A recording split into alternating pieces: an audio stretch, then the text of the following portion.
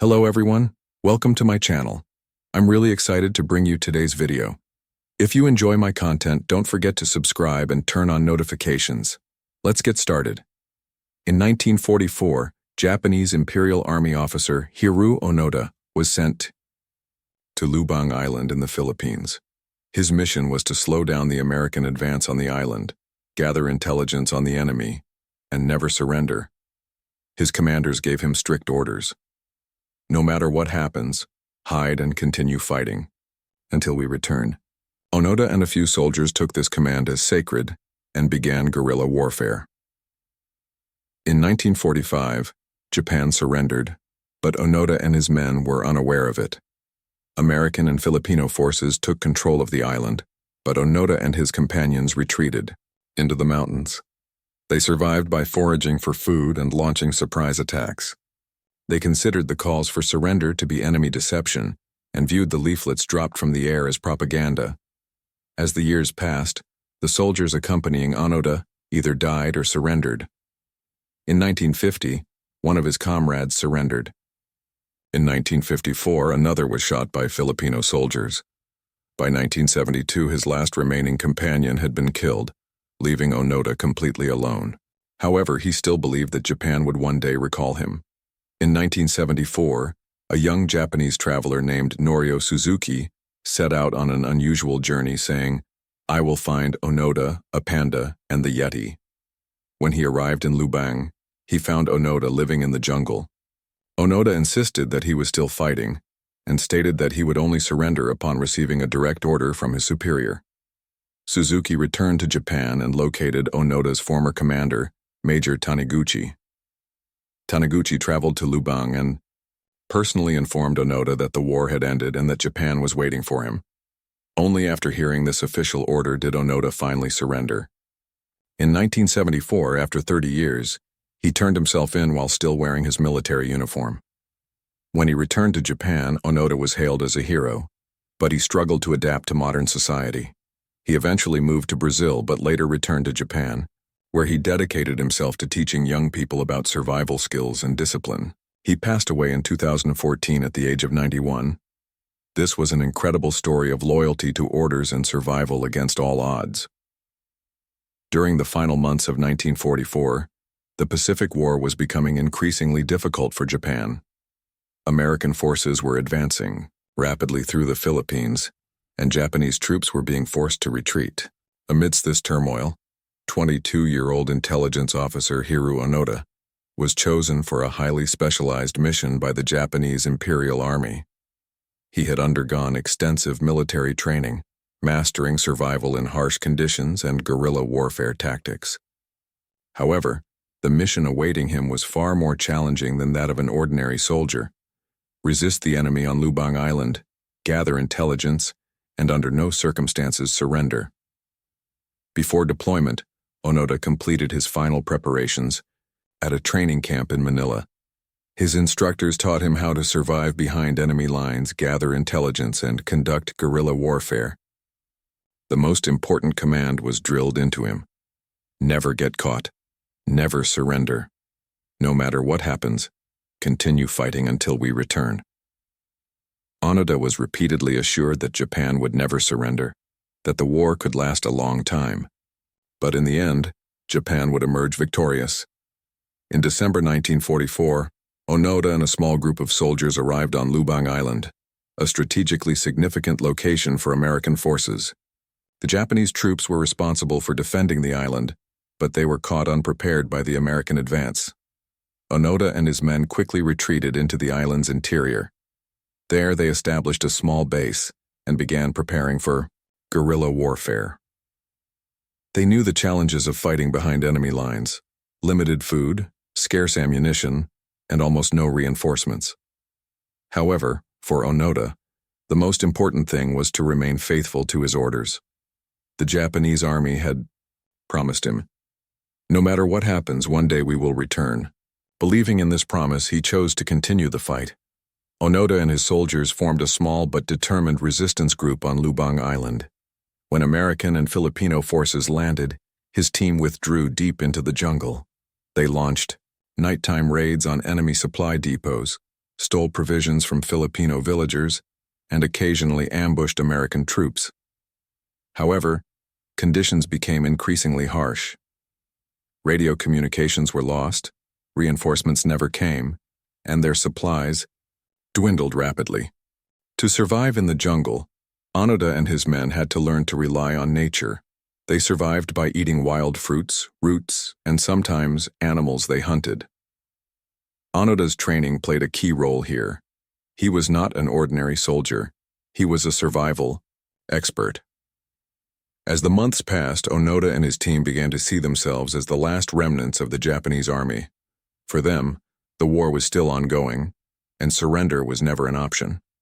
However, the reality was quite different. The war had ended around the world, but Onoda and his men were unaware of this. Thus began one of the most incredible resistance stories in history. In August 1945, Japan surrendered. The atomic bombs dropped on Hiroshima and Nagasaki had brought the Japanese government to its inevitable end. On August 15th, Emperor Hirohito made a radio announcement declaring that the war was over and Japan had surrendered. However, this news was an unreachable reality for Lieutenant Hiru Onoda and his soldiers on Lubang Island. At that time, Onoda and 3 soldiers, Sergeant Shoichi Shimada, Private Kinshichi Kozuka, and Private Yuichi Akatsu, were hiding in the dense forests of the island's interior. American and Filipino forces had completely taken control of the island, capturing or killing Japanese soldiers. Onoda and his team, hiding in caves, riverbanks, and thick forests, believed the war was still ongoing. When they realized that enemy forces had taken over the island, Onoda and his men made a decision. They would not surrender and would continue fighting until the Japanese Empire returned. This was their order, and they believed that the Japanese army would one day come to reclaim the island. However, the real challenge was survival. Finding food was becoming increasingly difficult. They tried to survive on wild fruits and roots from the forest. Occasionally, they would steal rice, bananas, or chickens from Filipino villagers' farms. Their ammunition was limited. They had very little and had to use each bullet carefully. They took great care to keep their weapons clean and operational. They continued guerrilla warfare. From time to time, they ambushed American and Filipino soldiers, trying to steal their supplies. However, their numbers were small, and staying out in the open for long periods was dangerous. Onoda constantly boosted the morale of his men. "The Empire has not forgotten us," he would say. "One day the Japanese Navy will land on this island, and we will be greeted like heroes." The American and Filipino forces knew that Japanese soldiers were still hiding in the jungle. To try to convince them to surrender, they began dropping leaflets from airplanes. The first leaflets were dropped over Lubang Island in late 1945. They contained a message written in Japanese. "The war is over. Japan has surrendered. Lay down your weapons and gather in the villages." However, Onoda and his men carefully examined the leaflets and approached them with suspicion. They thought it could be an enemy trick. To them, this was just a propaganda move to trap Japanese soldiers. They believed that if they surrendered, they would be killed immediately. Months passed, and another wave of leaflets was dropped. This time, a copy of Emperor Hirohito's surrender speech was included. Onoda carefully read the leaflet but could not bring himself to believe it. This could be fake. The enemy is trying to demoralize us. His comrades trusted Onoda's leadership. If he wasn't surrendering, neither would they. Onoda and his men continued to live in the jungle for years. While the rest of the world was at peace, they still believed the war was ongoing. They kept watch at night as if expecting an enemy attack. They continued their supply raids, and because they were stealing food from Filipino villagers, the villagers began to see them as bandits. They tried to find and repair radio parts, but since they couldn't pick up Japanese broadcasts, they believed the war was still ongoing. In 1950, one of the group, Private Yuichi Akatsu, could no longer endure this life and secretly decided to surrender. One day, without Onoda and the others knowing, he left the jungle and surrendered to the Filipino forces. The Filipinos told him that the war had long been over and that Japan was now at peace. Akatsu told the authorities who had sent him to Japan, "Onoda and the others are still in the jungle. They don't believe the war is over." When this news reached the Japanese government, a new operation was launched to rescue Onoda and his men. More leaflets were dropped, and former Japanese soldiers and Onoda's family sent messages via radio. However, these efforts failed to dispel Onoda's doubts. Onoda believed Akatsu was a traitor. "The enemy has captured him and is using him to set a trap for us," he said, rejecting the calls to surrender. By the late 1950s, Onoda and the two remaining soldiers were still trying to avoid falling for the enemy's tricks, believing the war was ongoing. When Filipino villagers saw them, they would be frightened and report them to military authorities. The Philippine Army conducted raids on the areas where they were hiding, but finding them in the jungle was nearly impossible. Onoda continued to keep his team disciplined. "One day the Japanese army will return," he would say. However, as the years passed, their numbers dwindled. In 1954, another soldier was killed, and by 1972, Onoda would be completely alone. But he still refused to surrender. For Onoda, the war was not over. There had been no official order from the Japanese army. The war was not continuing on Lubang Island, but for Hiru Onoda, it had not ended. Over the years, the soldiers who fought alongside him gradually disappeared. Onoda, who had become a lone warrior on the battlefield, continued living in what seemed like an endless resistance. Hiru Onoda and his 3 men had retreated into the dense forests of Lubang Island, refusing to accept that the war was over. Their goal was clear: to survive and keep fighting until the Japanese army returned. However, as the years passed, this harsh life became unbearable for one soldier in particular, Private Yuichi Akatsu. Akatsu was quieter and more introverted than the others. Living for years in the forest, suffering from hunger, illness, and fear, had taken a toll on his mental health. In 1950, after 5 years of this life, he had had enough and realized he could not continue. But since the other 3 soldiers still believed the war was ongoing, convincing them was impossible. One night, without informing anyone, Akatsu fled the jungle. He carefully made his way toward the Filipino villagers and eventually surrendered to the Filipino forces. He learned that the war had long been over. When the authorities learned that Onoda and the other 2 soldiers were still living in the jungle, they launched a new operation to rescue them. Akatsu told the Japanese authorities, "Onoda will never surrender.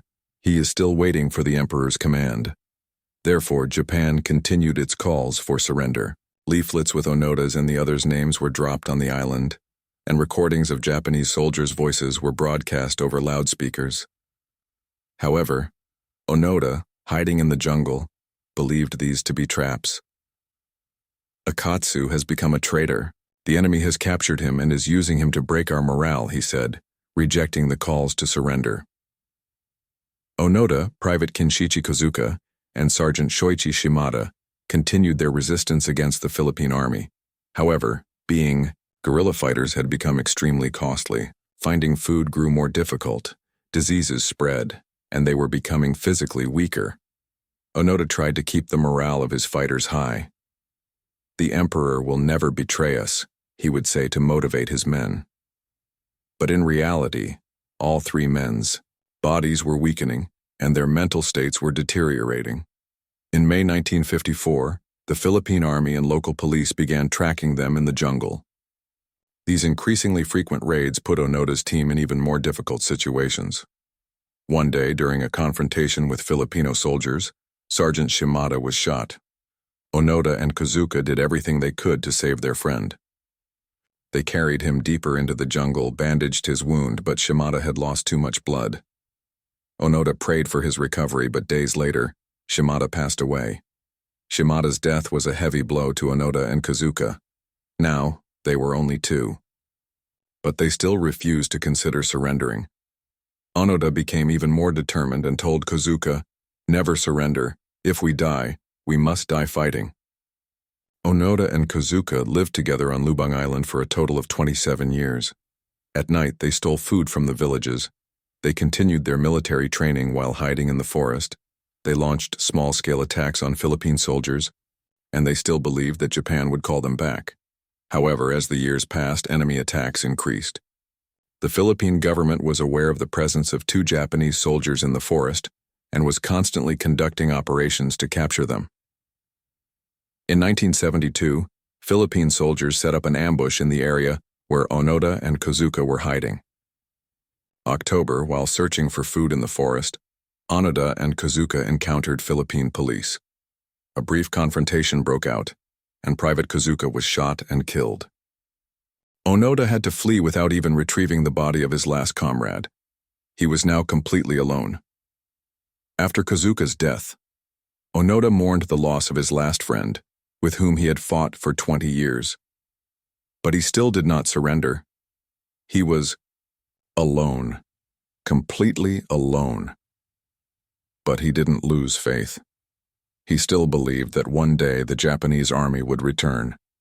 For him, the war was not over. The Filipinos were enemies. Anyone who told him that Japan was trying to reach him was a liar. The emperor had ordered him to keep fighting, and he could never betray that command. Now he wandered alone in the forest like a ghost, evading Philippine soldiers at night and hiding during the day while searching for food.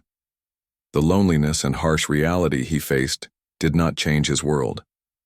Onoda continued to stay loyal to the orders he received in 1944, but now he was a lone warrior, and the war continued only in his mind.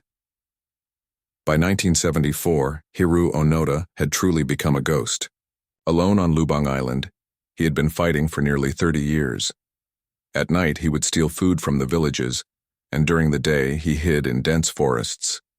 His weapon had begun to rust, his uniform was in tatters, but his mind was still locked on the orders he received in 1944.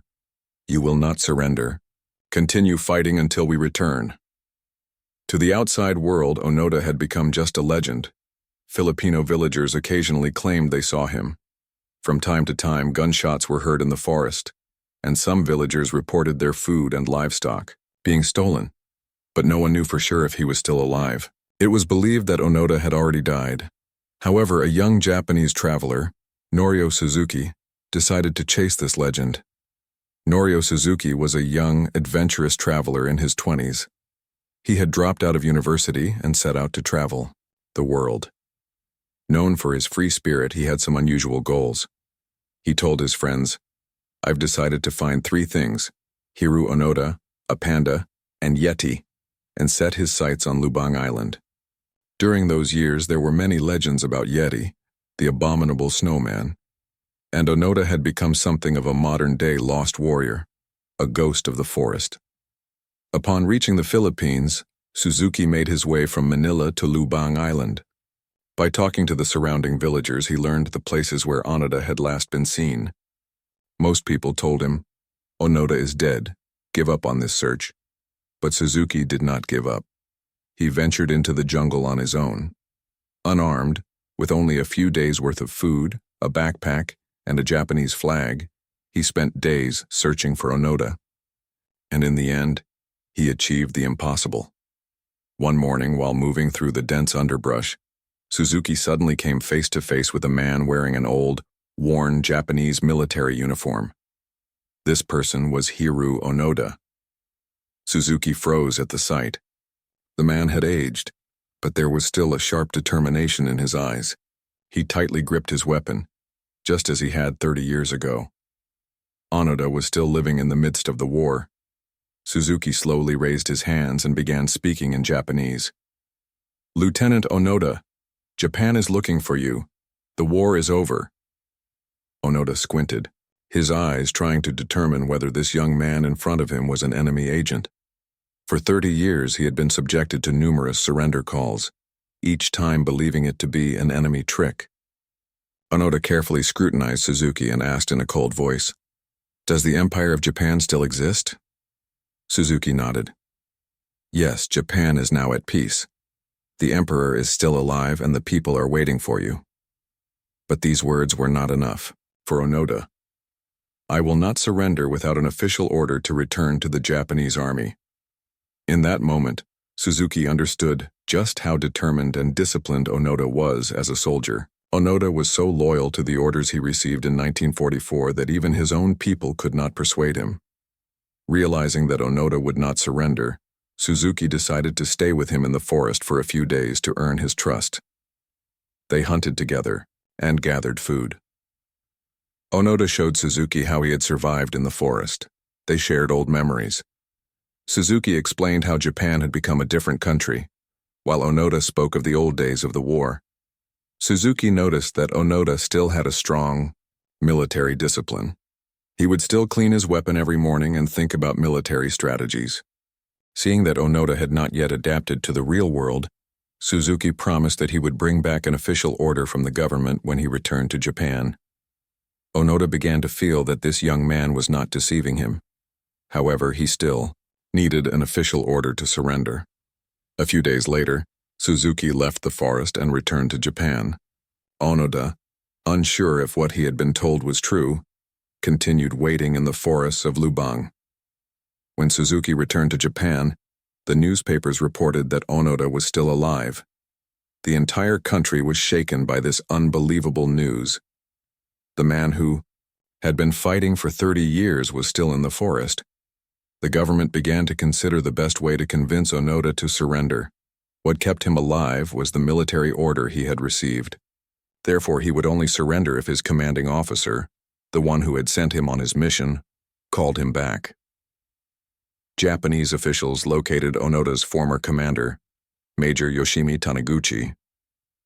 Taniguchi had left the army after the war and had become a civilian, but now he would take on the final mission of convincing his former soldier to surrender. In March 1974, Major Taniguchi was brought to the Philippines. Upon reaching Lubang Island, he met with Philippine officials and a surrender call was made in the area where Onoda was hiding. Onoda emerged from the forest and was stunned when he saw his former commander. Taniguchi took a piece of paper from his pocket and read the long-awaited order that had been given after 30 years.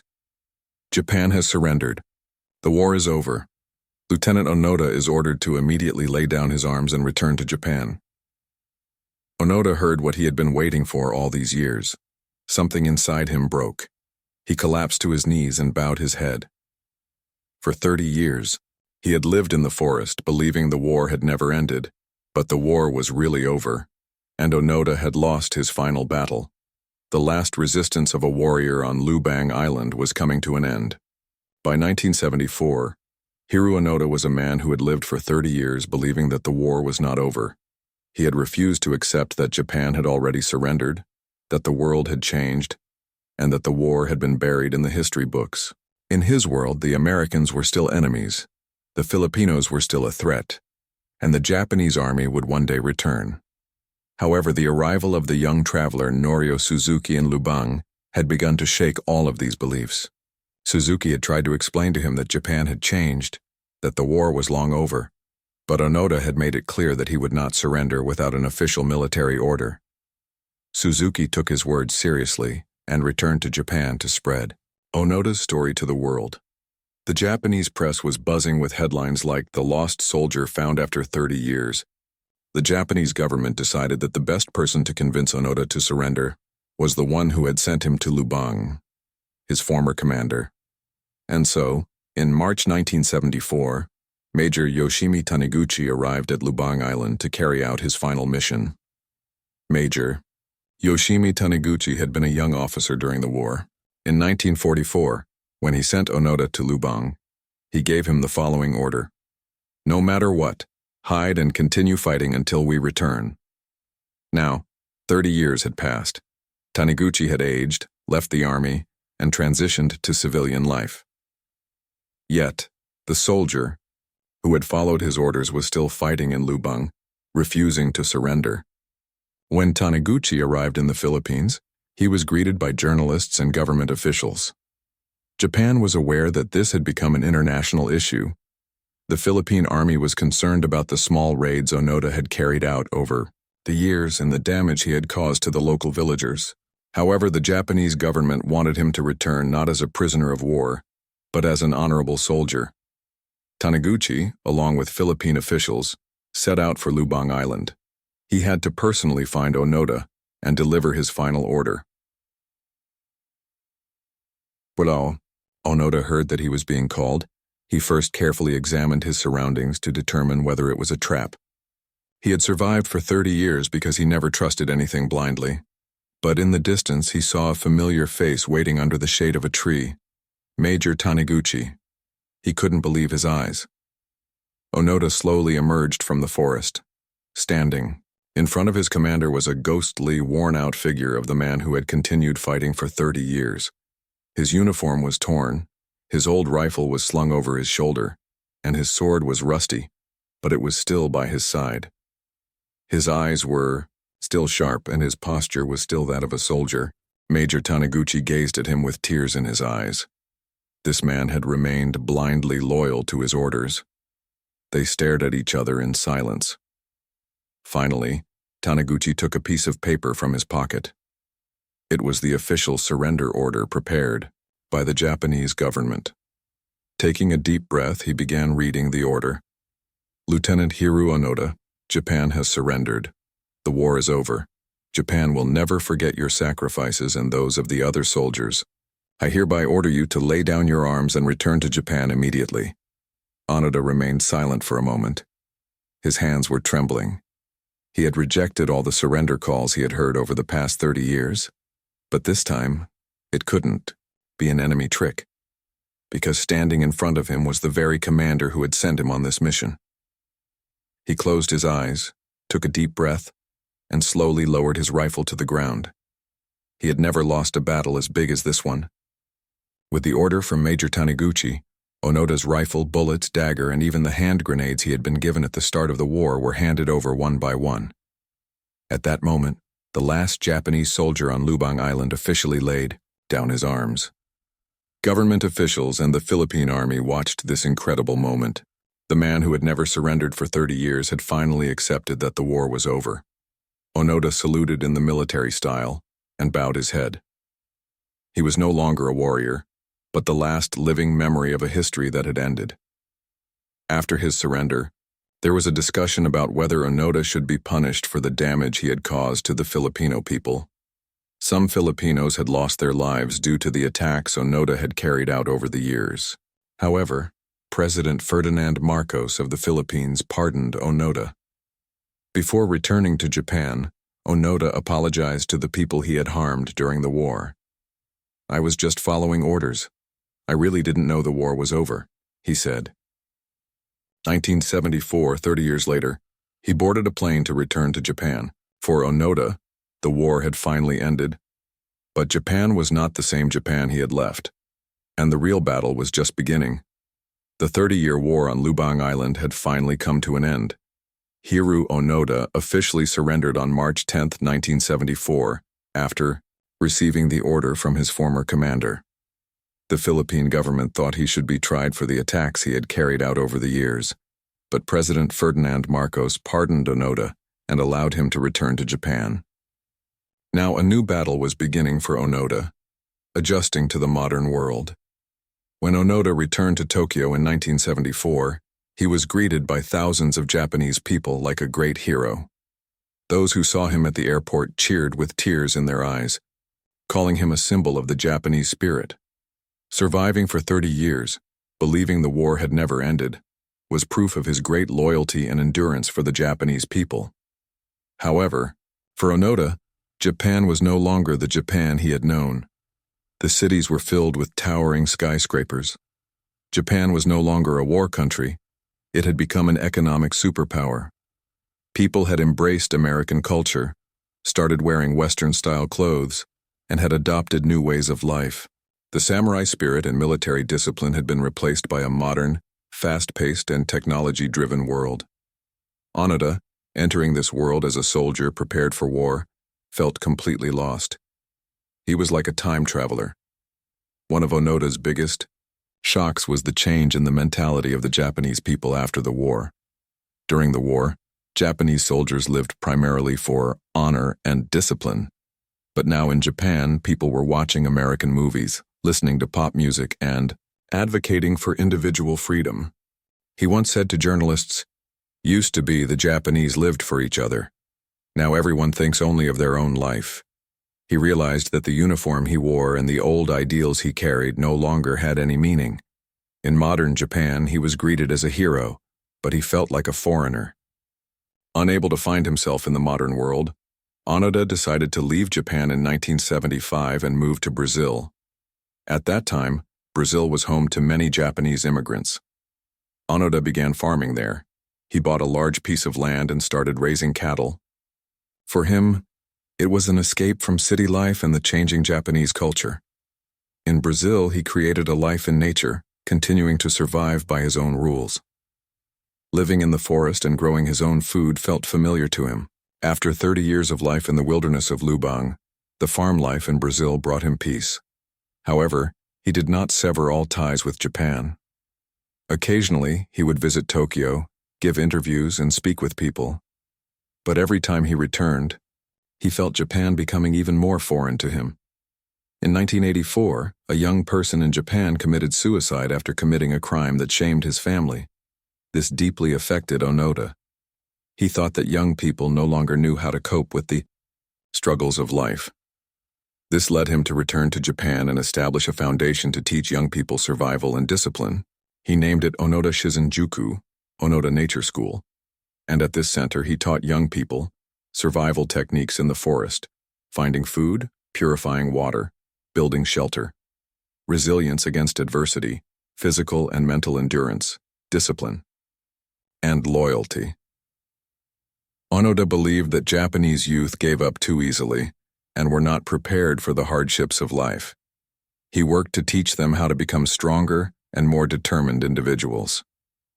He often told his students, "The real battle is not in the forest, it is here in your mind. If you give up, you lose in real life too." Onoda spent the remainder of his life teaching young people and contributing to Japanese culture. He had never married because the war had taken away his entire youth. He passed away in 2014, at the age of 91. He went down in history as a man who remained true to his values, unable to adapt to the modern world. His story is an incredible testament to how a soldier survived for 30 years due to his unwavering belief in his orders, showing just how far discipline can push a person.